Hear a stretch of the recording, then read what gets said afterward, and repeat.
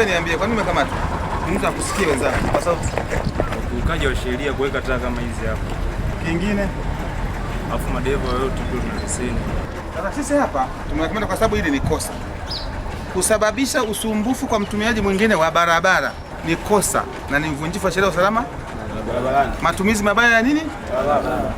Matumizi mabaya ya hizo taa zako. Kuna sehemu hutaki kutumia mwanga mkali, full light, umemulika.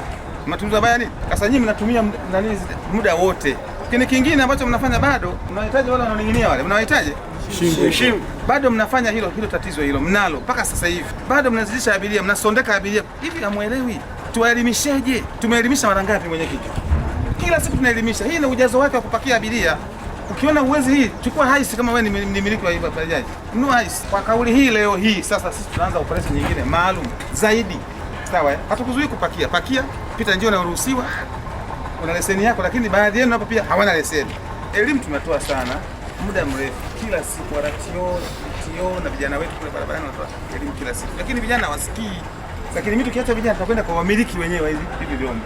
Sio nataka mfanye kazi mpate kipato ni sahihi kabisa, lakini sasa usivunje sheria au unapanga wewe taratibu za kwako mwenyewe. Kuna mmoja jana kaamua kutukimbia, kaenda kugonga gari ya mtu, kaharibu taa. Sasa maana yake nini? Wewe ukiona umekosea usikimbie wala usikimbie. Subiri askari akwambie kosa lako ni nini ili ujue kama ni hatua chukuliwe. Kwa sababu pia kuna msamaha. Ukionekana mwadilifu wewe unakwambia wewe umekuwa ni mwadilifu. Rekebisha hiki, nenda. Makusudi.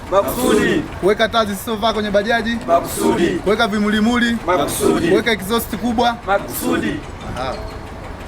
Kwanza kamanda, si tukushukuru, si tukili tumekosea, na vijana wangu ni kweli wanavunja sana sheria za usalama, lakini naomba niseme kwa niaba ya umoja wa bajaji Iringa pamoja na viongozi wangu wote, tutajitahidi kuendelea kutoa elimu, lakini tutoe onyo kali kwa vijana ambao bado wanavunja sheria za usalama barabarani kwa makusudi. Hii hali kwa kweli sio tu wananchi walioko huko nje afande, hata sisi viongozi tumekuwa tukishuhudia mara nyingi sana. Yaani kuna wakati inapita bajaji imepakia abiria wamejaa mpaka wamejaa tena, mpaka anapita mwingine amening'inia kwenye bajaji. Sasa kwa sababu hiyo tunaonekana kama viongozi tunashindwa kufanya kazi hili afande, hata sisi hatukubaliani nalo kabisa. Kwa hiyo niwaombe vijana ambao leo mmekamatwa, mkitoka hapa mwanze kuwaelekeza wamiliki, lakini muwaelekeze na madereva wenzenu kwamba kamanda ametangaza hii operation haifanyaji, haipoi. Tumeelewana ndugu zangu? Nenda kafate sheria bila kulazimishwa na mtu yoyote. Sisi sio viongozi wa kukizana na sheria, ni viongozi wa kuwasimamia maslahi yenu pale ambapo yanaguswa na mtu mwingine, lakini sio kwa kuvunja sheria.